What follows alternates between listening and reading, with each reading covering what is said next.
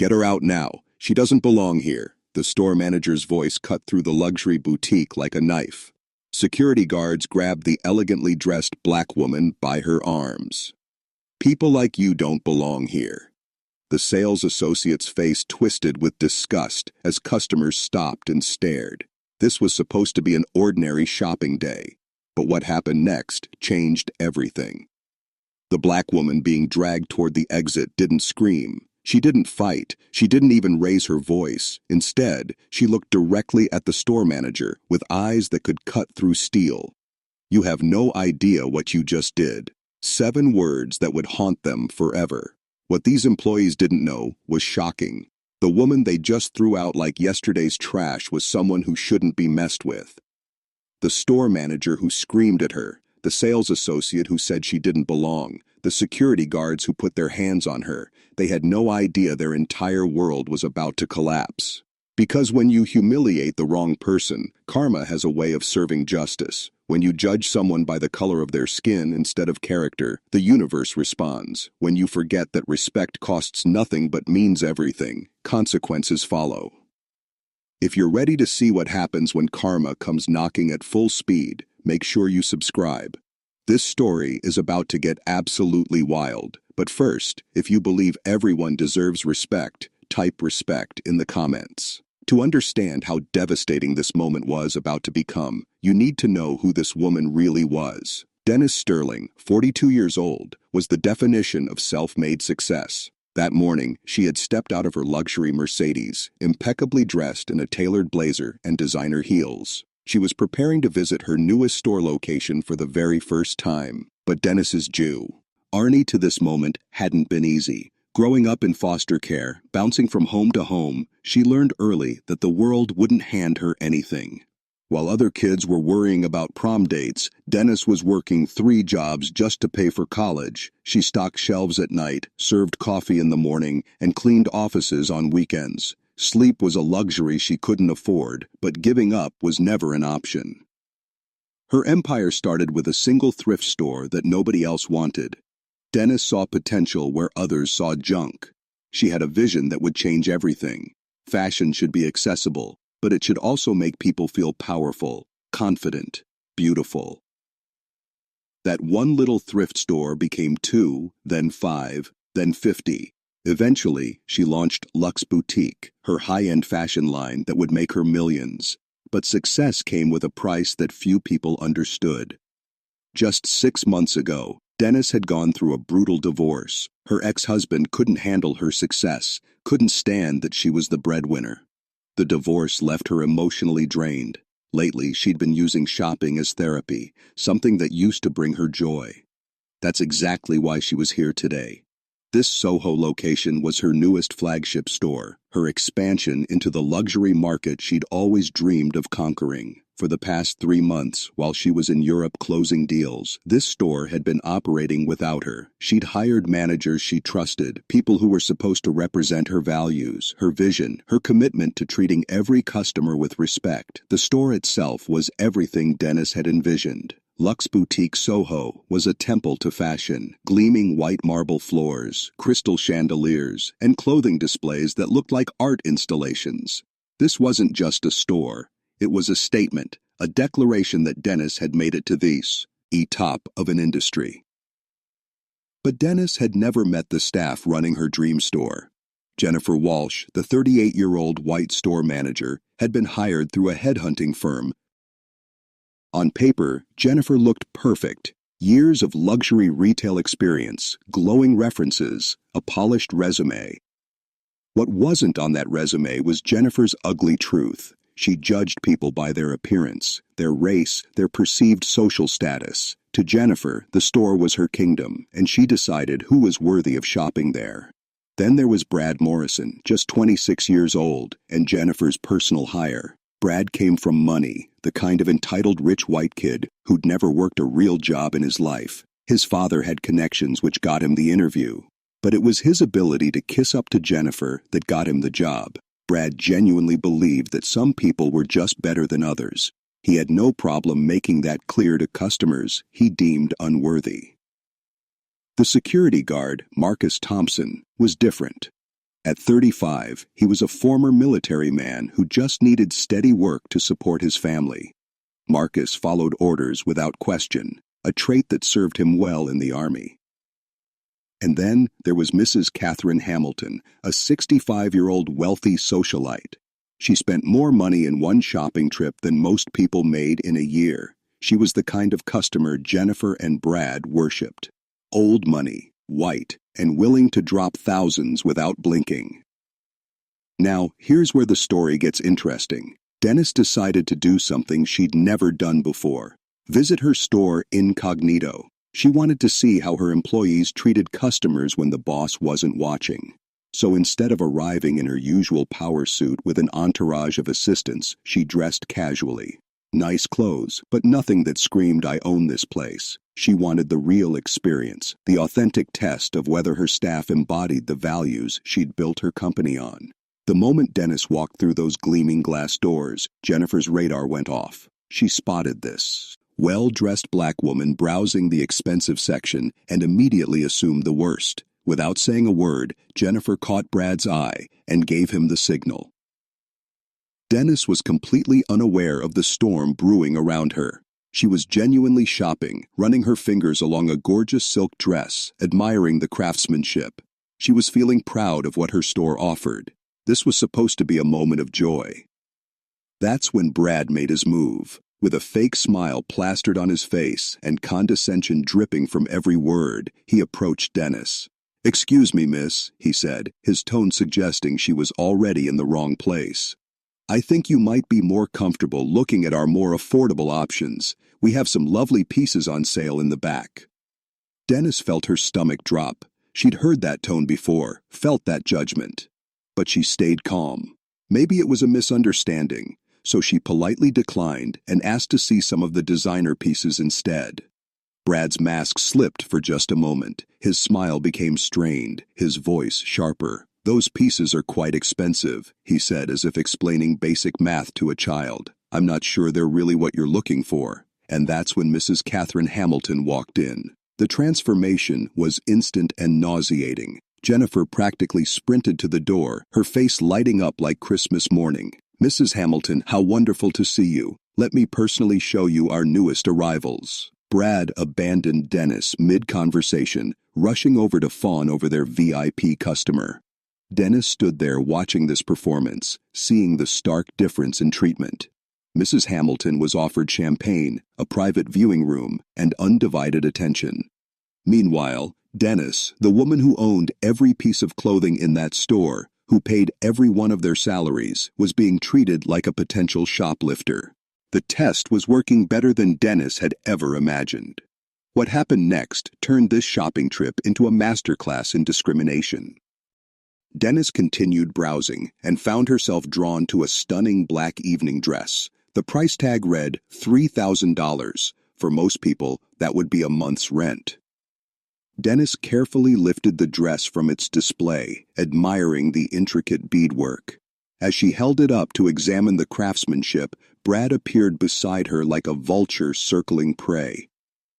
"I'm sorry, miss," Brad said, his voice dripping with fake concern. "But I don't think you understand how much that dress costs. It's $3,000. That's quite a lot of money." He said it slowly, like he was explaining calculus to a kindergartner. The condescension was so thick you could cut it with a knife. Dennis felt her jaw tighten, but she kept her voice steady. "I can see the price tag," she replied calmly. "I'd like to try it on." Brad's eyes widened in disbelief. He actually laughed, not a polite chuckle, but a genuine laugh of disbelief. "Try it on? Ma'am, I really don't think, do you have $3,000? That's when Jennifer decided to join the party. She'd been watching from across the store and could sense that Brad needed backup. Jennifer approached with the confidence of someone who believed she was protecting her precious store. "Is there a problem here?" Jennifer asked, but she wasn't asking Dennis. She was asking Brad, as if Dennis wasn't even worth acknowledging directly. "She wants to try on the Valentino," Brad said. Jennifer's eyes narrowed as she looked Dennis up and down, taking in her casual clothes, her skin color, her calm demeanor. "I see," Jennifer said slowly. Well, we have to be very careful about protecting our store's reputation.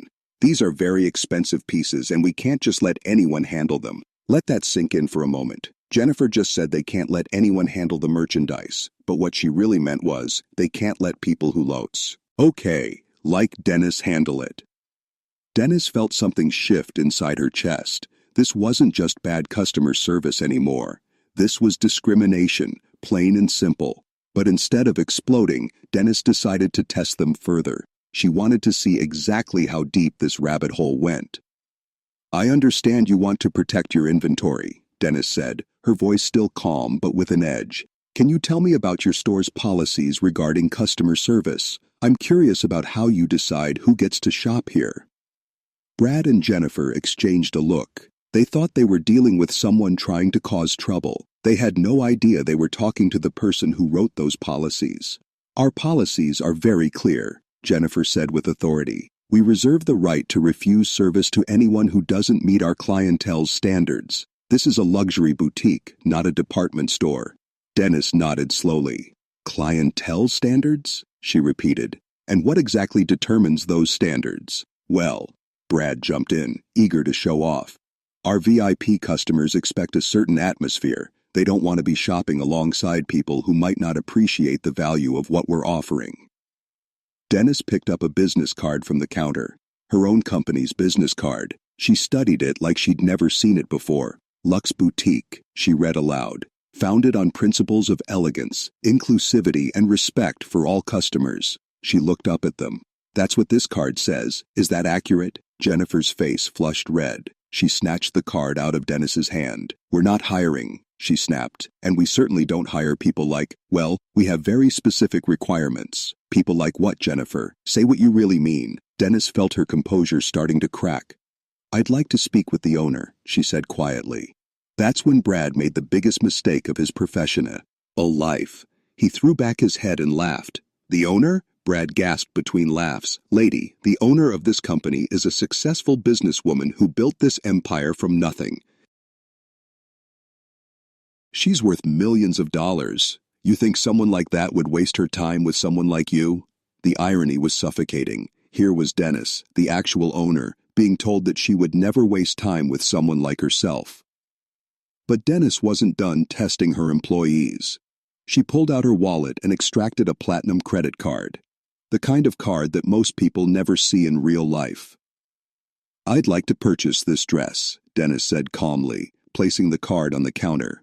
Jennifer stared at the card like it was a fake ID. She picked it up, held it to the light, examined it from every angle. This looks suspicious, she announced loudly enough for other customers to hear. I'm going to need to call for verification. And that's when everything went sideways. Other customers started turning around to see what was happening. The whispers began. Is she trying to use a stolen card? Should we call the police? Dennis stood there maintaining her dignity while being publicly humiliated in her own store. I'm calling security, Jennifer announced like she was doing everyone a favor. This woman is clearly trying to disrupt our business. Marcus, the security guard, appeared quickly. He was a big man, meant to intimidate, but as he approached Dennis, you could see the conflict in his eyes. His military training told him to follow orders, but his conscience was screaming that this was wrong. Ma'am, Marcus said quietly, I'm going to have to ask you to leave. Dennis looked up at him, and for a moment their eyes met. Marcus saw something there, a dignity, a strength that made him hesitate. I'm a paying customer, Dennis said quietly. I haven't done anything wrong. You're disrupting our business, Jennifer declared triumphantly. You're making our other customers uncomfortable. You need to leave now. The entire store had gone quiet. Other customers were staring, some pulling out. Their phones. Mrs. Hamilton looked mortified, not at Dennis, but at what she was witnessing. Dennis looked around the store one more time, her store filled with her merchandise, staffed by her employees who were treating her like garbage. Marcus reached for her arm, gently but firmly. Dennis didn't resist. She let herself be escorted toward the door, her head held high. But as they reached the door, Dennis stopped. She turned around and looked directly at Jennifer, then at Brad. When she spoke, her voice was quiet, but it carried to every corner of that space. You'll regret this, she said simply. It wasn't a threat, it was a promise delivered with certainty. Jennifer smirked. Brad rolled his eyes. They thought they'd won. They had no idea they'd just signed their own professional death warrants. As Dennis walked out onto the Soho sidewalk, her phone was already in her hand. Dennis sat in her Mercedes, gripping the steering wheel. For a moment, she just breathed. The weight of what had just happened was crushing. She pulled out her phone and dialed Sarah Martinez, her assistant of 5 years. "Sarah," she said, "we have a problem." "Dennis, what's wrong? Aren't you supposed to be enjoying your shopping trip?" "I was testing the new store," Dennis said quietly. "Sarah, they didn't recognize me. They saw a black woman in casual clothes and decided I didn't belong in my own store. They had me physically removed." Sarah's gasp was audible. "Dennis, no. Please tell me you're joking. The store manager told me they don't hire people like me." The sales associate laughed when I asked to speak with the owner. "They called my platinum card suspicious. Those idiots have no idea what they just did, do they?" Sarah's voice was shaking with anger. Dennis closed her eyes, and suddenly she was 12 years old again, standing in a department store with her mother. They'd saved for months to buy Dennis a dress for graduation. Her mother had tried to maintain her dignity, just like Dennis had today, but it didn't matter. They were made to feel small, unwelcome, unworthy. That promise was why Dennis had started Luxe Boutique, not just to make money, but to create spaces where everyone felt welcome. "This store was supposed to represent everything we stand for," Dennis said. "Instead, it's become exactly what I built this company to fight against." "What do you want me to do?" Sarah asked. "Call the lawyers. Call corporate security. Time to remind them who signs their paychecks." Back inside the store, Jennifer was trying to pretend like nothing had happened, but her hands were shaking, and she kept glancing toward the door. That's when David Chen walked in. David was the regional manager, known for his surprise inspections and absolute loyalty to Dennis. Today's visit was supposed to be routine. Jennifer's face went pale. She hadn't been expecting him.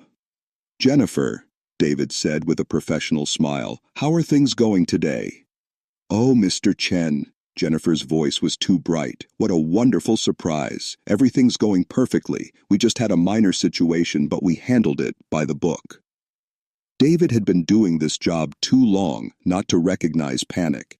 Jennifer was talking too fast, smiling too wide. "Is everything all right? You seem nervous."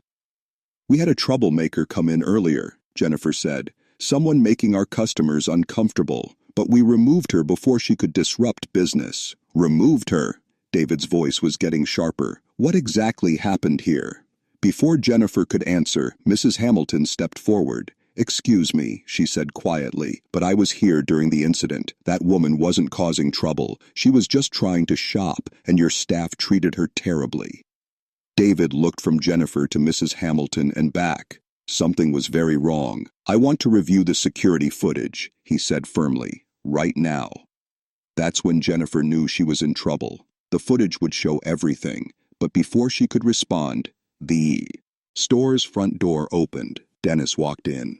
This wasn't the casually dressed woman who'd been escorted out 30 minutes earlier. This was Dennis in full CEO mode. She wore a power suit that probably cost more than most people's cars.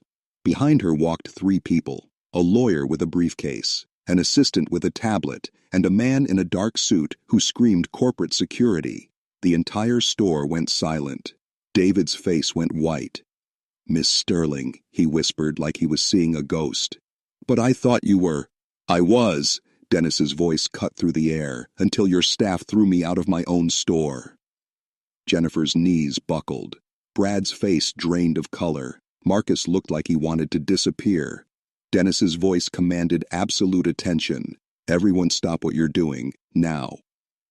Every person in that store froze. Dennis walked slowly until she was standing directly in front of Jennifer. "You," Dennis said, her voice terrifyingly quiet. "The woman who had me escorted out. I'm Dennis Sterling. I own this company." Jennifer tried to speak, but only a strangled whisper came out. "But you weren't here when we opened." Dennis's smile was colder than winter. "No, I wasn't. I was in Europe building an empire, closing deals worth more money than you'll see in your lifetime." And while I was doing that, you were here destroying your career. This store opened with my money. Every piece of clothing exists because of my vision. Every paycheck has my signature. And 30 minutes ago, you treated me like I didn't belong here. Jennifer was shaking. Brad looked sick. Dennis wasn't done. You told me you don't hire people like me. You laughed when I asked to speak with the owner. You called my credit card suspicious. You had me physically removed from my own store. And the most disgusting part is that you did all of this because of how I look, because of the color of my skin, because you decided. And I didn't belong in a store that exists because of me. Mrs. Hamilton was crying now. Marcus looked sick. Jennifer looked like her world had just ended, because it had. Dennis turned to David. I want you to hear exactly what happened in my store today. Every single detail. Because this isn't just about these individuals. This is about whether our company stands for anything at all. Jennifer Walsh, Dennis said with full authority, you are terminated immediately. Your access to all company systems has been revoked. You will be escorted from the premises and you are banned from all locations permanently.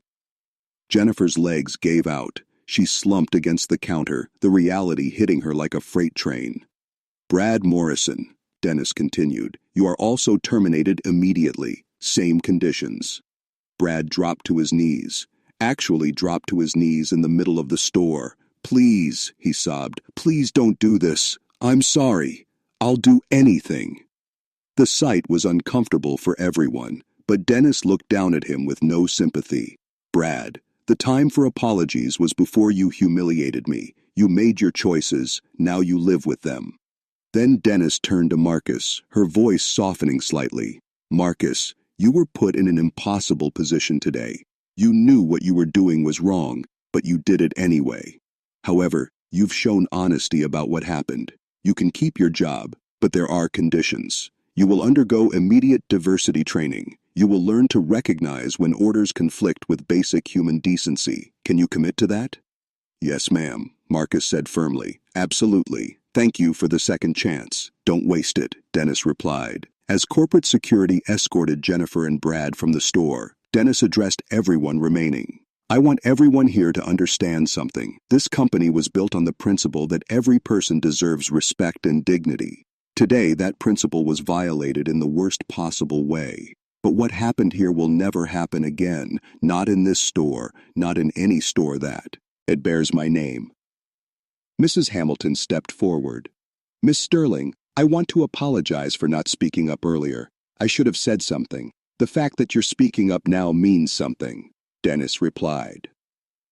6 months later, the Soho location had become a model for luxury retail. The story had spread throughout the industry, becoming a case study in handling discrimination.